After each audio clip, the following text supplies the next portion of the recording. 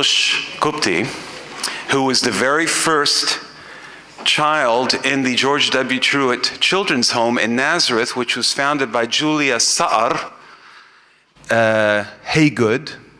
She was a Lebanese American and came out with the FMB and started this children's home in Nazareth, which later moved down to Baptist Village. There's not a time where I don't remember Rhadia Shurrush Qubty in my life. I've known her since I was 3 years of age. She is married to Estez Elia Qubty, who retired now, but taught for many years, indeed decades, at the Nazareth Baptist School. He was also chairman of the Association of Baptist Churches in Israel. Her daughter, Shadi, has been with us for several sessions. I don't see her this morning. She's at work, okay. Maybe she'll join us later. The Lindsey children went to school at Baptist Village, so that means you've known Rhadia since you were children, since the 1950s, correct? Late 50s. So for them, Rhadia is family, and for Rhadia, they are family to her. But so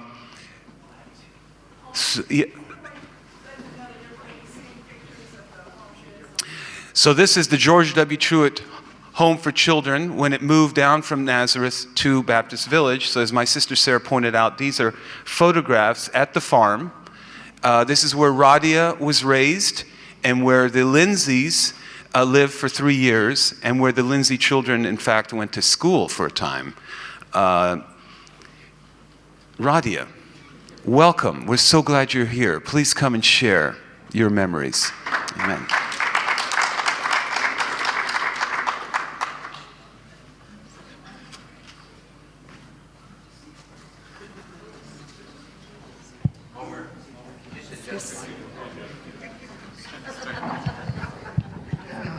Thank you. Well, first, I'm so happy to be here. Really, this brings me back so many memories, and to be with my family. Really, I believe the Lindseys are a family to us because their dad was really a father, an uncle, and everything to the home kids. So I feel that I belong to them. I also love them, and they know that, and I've been to visit them in the USA, and every time they come here we keep in touch, which because of their dad and mom, they were very special people to the home kids. I want to give a little background for people who may not know. I'm a Christian, Arab, Palestinian, Israeli. That's how I present myself, because I want people to know that there are other people living in this land, just as much as there are Jews living in this land. We were here also in Palestine time, and some go back as far as the time of the Pentecost. Christian Palestinians lived here long time. So that's how I present myself. How come? I lived in Haifa. Many lived in Haifa. I was born in Haifa in 1944. My mother died right after I was born, a month after I was born.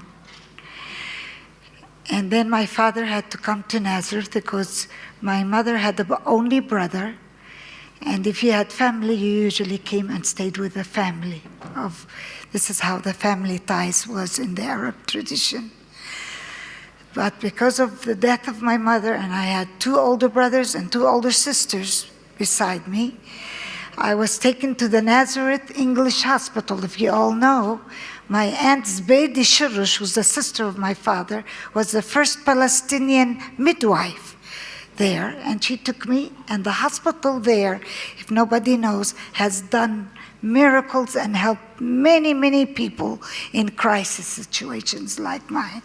So I was in that hospital for about a few months till my father had to find another wife to help raise the family. And during that time, he had to look for work, and he came to the Baptist Mission. They called it the Baptist Mission in the Middle East first. In 1945, after I was at the hospital, he came to see if there can be work, because many who were expelled from their homes, many Palestinians who lived here were expelled from Haifa, from Lod, from all the Arab cities, as well as from villages. Many came to Nazareth. Many Christians were encouraged to come to Nazareth if they had a friend or family. So they didn't have jobs. They were like refugees. And the Baptist Mission at that time opened their homes and brought clothes and foods and helped many of the families that were not able to find job and work. And then who was in the mission at that time? Mr. Henry and Julia Haygut. And they had a son, Jimmy, a little year older than me. And he told them what the situation was. And they said, we will take the baby and take care of her. We will take Rhadia and take care of her, and then we'll see what we'll do. And they gave him a job to be the maintenance of the Baptist work. So then Uncle Bob Lindsey came at that time in 1945, 46, I'm not sure the exact time, but at that time Lenore and David were born, and they met with the Hayguts, and they knew about me, and they have pictures with me. He showed me pictures that I was with Lenore, and this is when the dream and the vision of Uncle Bob and the mission then started anew of developing a home for people in crisis like me. Because I had a father. There were several who had lost their mother, but there were many who didn't know where their parents were. Because of the war, and the instability. From 1946 to 1948, many of the families fled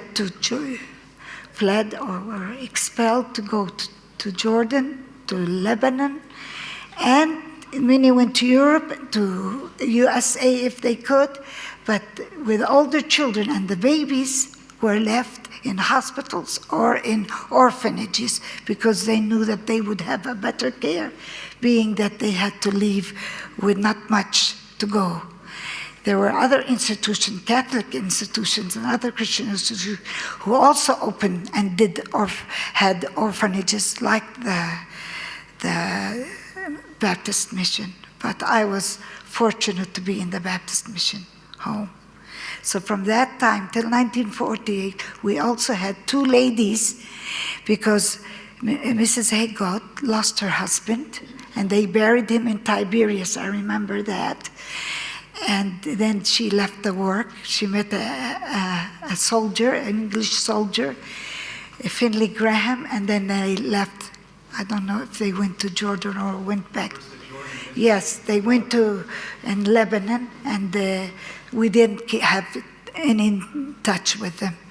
I later had a touch when Mrs. Rowden wrote her book of her husband, who died also in his mission work, and that's when I got in contact with her and thanked her for taking me in with her family.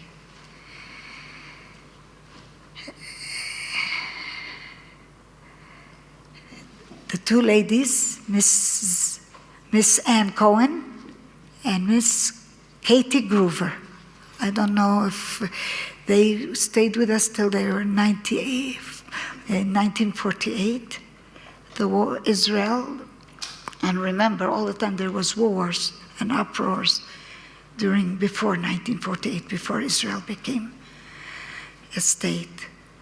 So the Baptist Mission opened this home. And then the ladies had to leave. Ann Cohen went to Jordan. I know she served in Jordan. But Kate Groover went back to the States. But we remember them. I was about 3, 4 years old. I remember them. And then that's when they started getting families and parents, missionaries, Baptist missionaries, to work in the home. So I'm not sure the order, but you can help me. I think Scoggins, Bakers, Smiths, Petties, Rowdens. These are the ones who were in Nazareth, taking turns taking over. And we attended the Baptist school and the Baptist church. They had a home. We started the home in the school, though, which is now available, but then we moved to a big house with a garden that we stayed. So this is just to give you the background. And how Uncle Bob, that's one of his visions with the mission to create this home. And they called it the George W. Truett Home. We were 19 kids, 13 girls, and 6 boys. So we were really like a family. There are some people who have that big families, especially if they marry 2 or 3 wives. This was more common in the Muslim belief, not in the Christian faith. But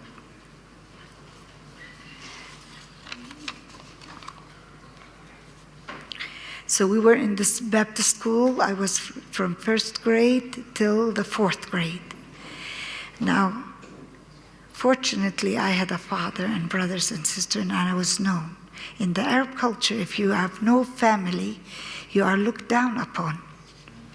And most of the home kids who didn't know their parents, they were put at the home, didn't know their parents, didn't know where, and they called them ma'ruf, which means they are known, to give them uplifting, that they're known even if they didn't have parents. But as a society and a culture, and remember we were in a time of adjustment and many people had their own problems of finding work and that, they just knew the people who had fathers or known like me. I was fortunate. But this really affected the children because they looked at them as outcasts. And when you don't have a family, it makes you feel like you're not worth much. And that's unfortunate. That's part of the culture. And this became an issue that Dr. Lindsey and the missionaries began to think we need to move from Nazareth. And that's how the Baptist village was formed. And if you know how the Baptist was built, with an H, which is home, 2 corridor and in the middle. If you haven't been there, notice the first building to make it a home. Outside, a culture, any culture, that they can try to give us all a life of a normal life, a surrounding, love people, and not to be pampered about not having families and this. And that's when Uncle Bob felt that we want to make it a farm, have animals, have agriculture, to make the kids happy and feel that they have something unique. And developed that. And so missionaries started coming.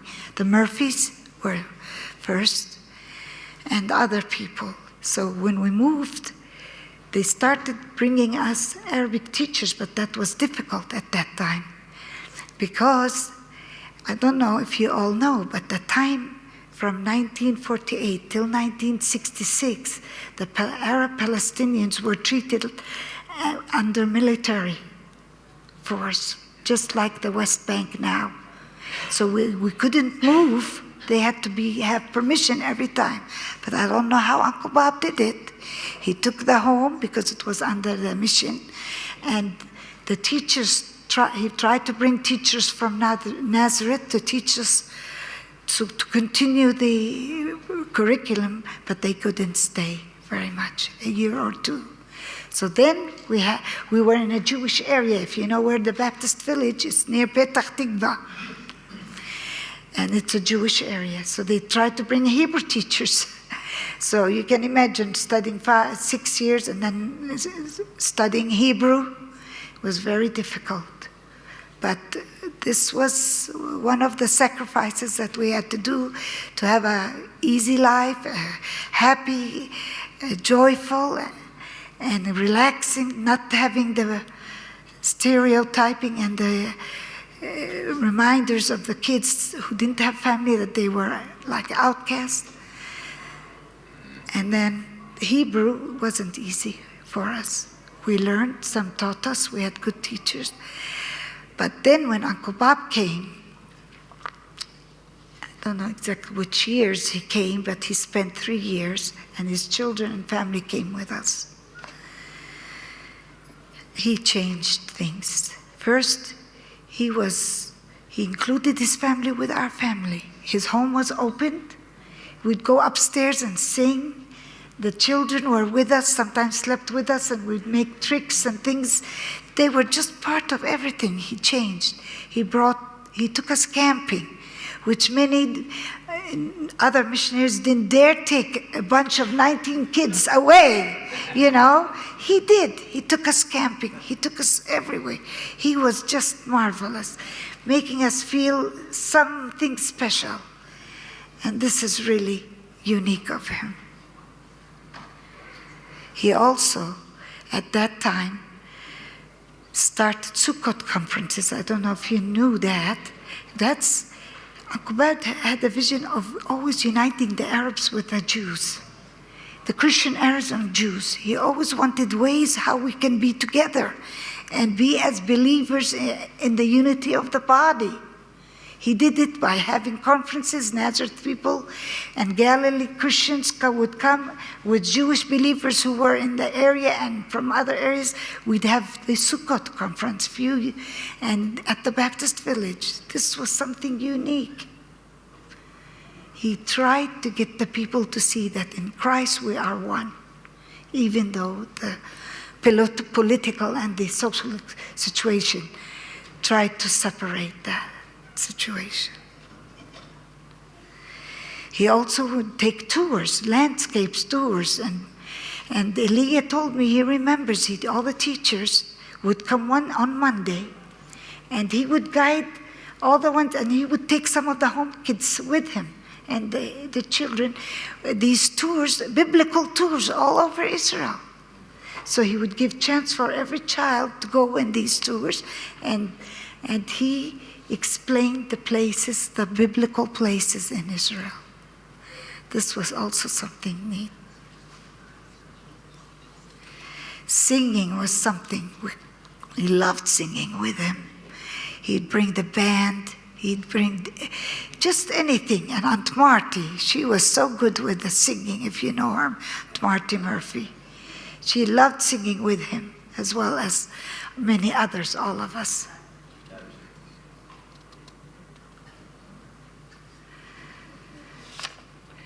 Anyway, when he saw that the school and the children were having a hard time, that's when he thought of the journeyman. He went to the university somebody mentioned in America, which is the Theological Seminary of Edelman, and made a contract to send young couples that Dale was telling Dale Thorne yesterday that he was the last one. So we had 6 couples coming, spending a year, and help upgrade our educational high school level. He saw that it's important that eventually most of us will be educated either abroad or because of our instability in our educational system. He felt eventually those who want to be educated, it probably would be English would be the better language to do it. And we really learned. This was a blessing, like someone said, Barbara said about the teachers.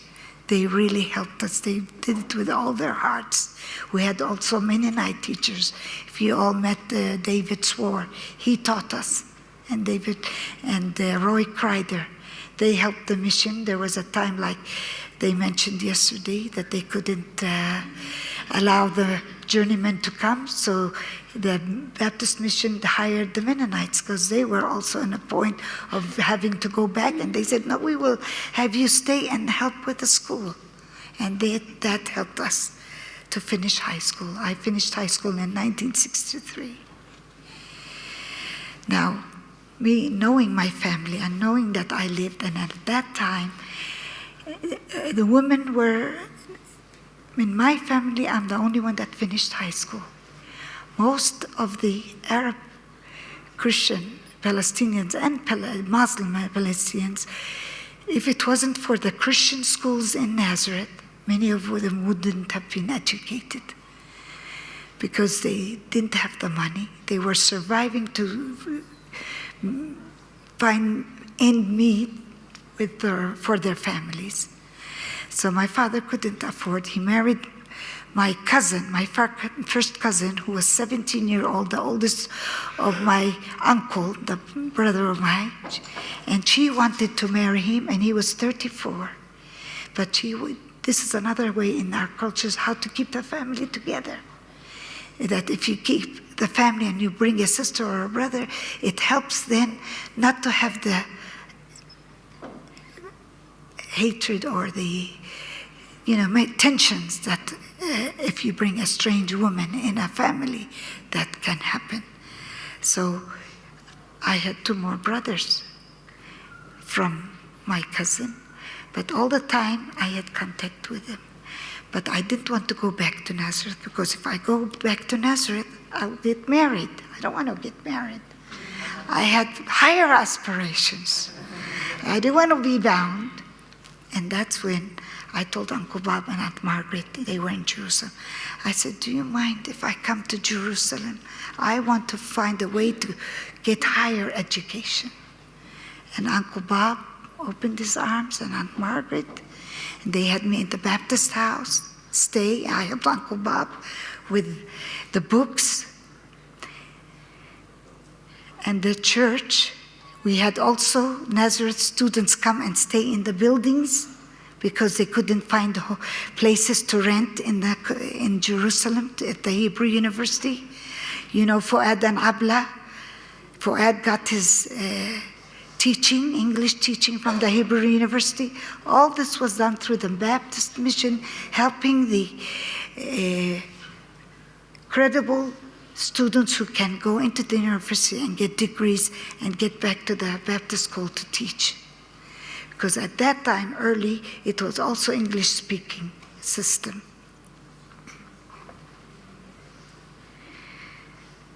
So I came to Jerusalem. I was happy. I was happy to be in Jerusalem. And in Jerusalem, I had the experience, I don't know if I'm saying it right, you Greek scholars, what's the agape love of brotherhood? Akanonia? What? Akanonia? Yes, this is the term that I learned from Uncle Bob. We had a special fellowship in this church. I want to tell you, we had various nationalities. All nationalities, internationals. I always felt this was the unity of the body of Christ and the love of all. David Niven and Hal is not here. They were in the church when I was here. And that experience was, here's Hal. Well, beautiful. I feel my Christian faith grew very deeply in this church, because we had various backgrounds and the unity. Jewish believers. We had many international people, American students like those who came, Arabs from Jerusalem as well as from Nazareth, Arab Palestinians. We were all one in the spirit, and I feel Uncle Bob did it with his life and with his teachings.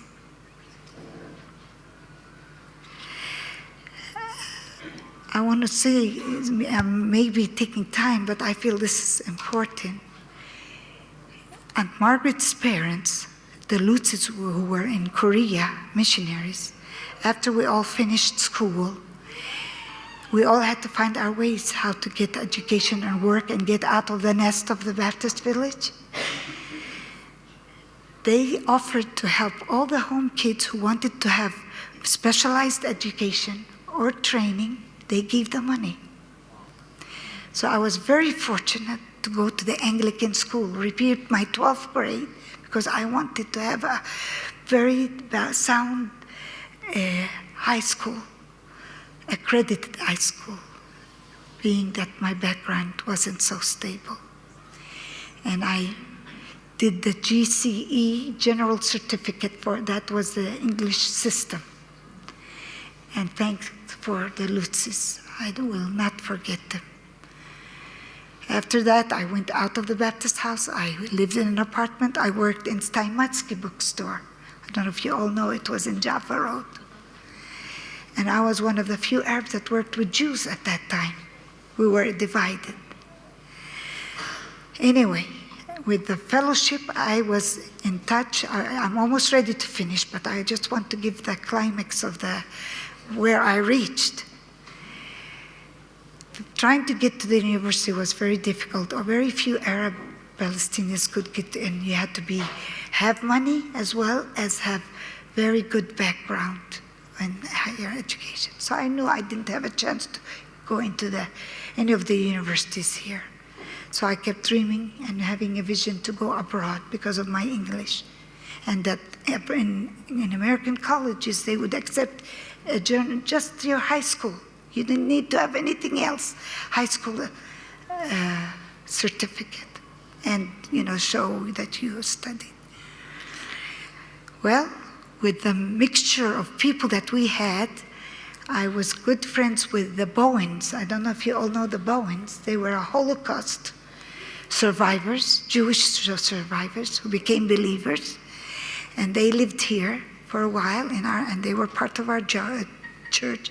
And their daughter and I became friends, and she asked me to be her maid of honor because she met one of the American students from the Institute of Valuable Studies and wanted to marry her and take her away, take her to America.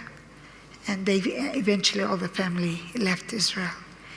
But what I want to tell you is there was a couple, a Presbyterian couple, who happened to come to the day of the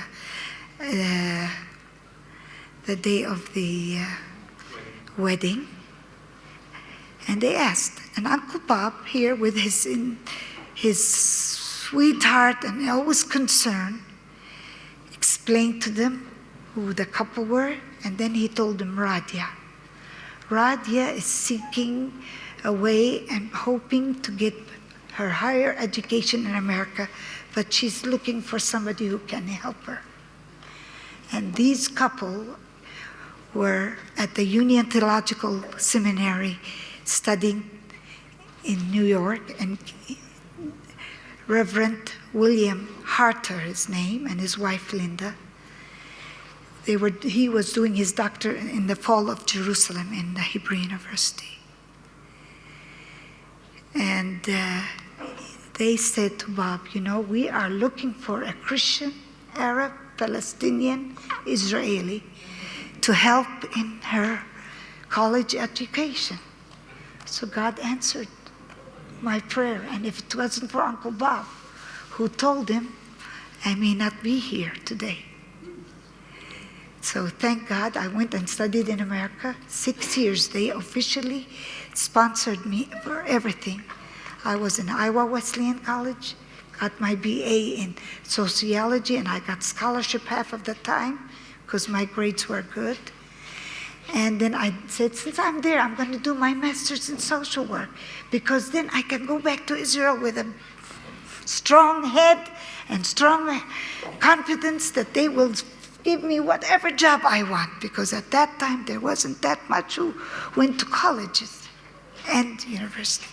So I got accepted at Michigan State University and did my master's there. I wanted to come back to Israel. I came back. Thank God. I came back to my biological family as well as the home kids. Many of them have also traveled abroad. They didn't want to stay here. But there were about 5 who stayed here, 5, 6. And we stayed together. I did a research job in a village between Jewish and Arab triangle, if you know where Tira, Kalanswa, and Tel Mond and all that area. I did the research. That was my first job. And then I began to realize, I lived with Anne, who grew up with me, and she studied abroad in Rishon LeZion, that the society in Israel is not like I dreamt. Everybody is separated. Jews are separated. Arabs are separated. Everything is not like I wanted, and I wanted to work with people together. And I realized I was just dreaming. It's not possible, because all the job opportunities, all the educational system, everything is separated. Arabs have a different system than the Jewish system. And I was thinking, maybe I should go back to America and do my doctorate. This is what I thought. Change and come in a more powerful way to affect the society here and help us to get back.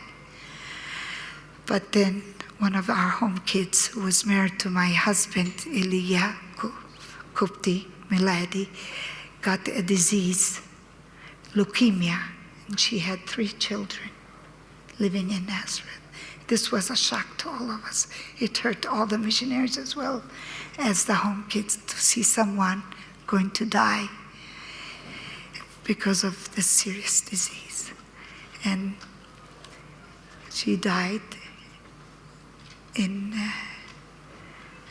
Easter of 1975. And the Lord brought me back to her husband. I married him. He had 3 children, and God blessed me with 3 more.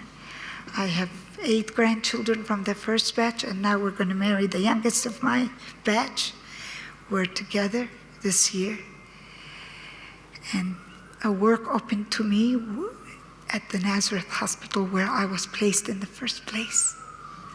So I developed the social service department there. I'm the first medical social worker in that area.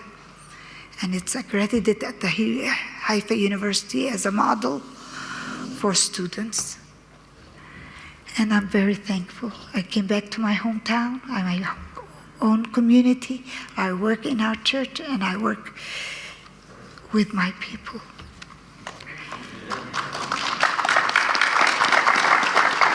I want to just end by a verse from the Bible that I believe the legacy of Uncle Bob Lindsey fits here, and I learned a lot from him. Philippians 4:8. Finally, brethren, whatever things are true, whatever things are noble, whatever things are just, whatever things are pure, whatever things are lovely, whatever things are good report, if there is any virtue, and if there is anything praiseworthy, meditate on these things.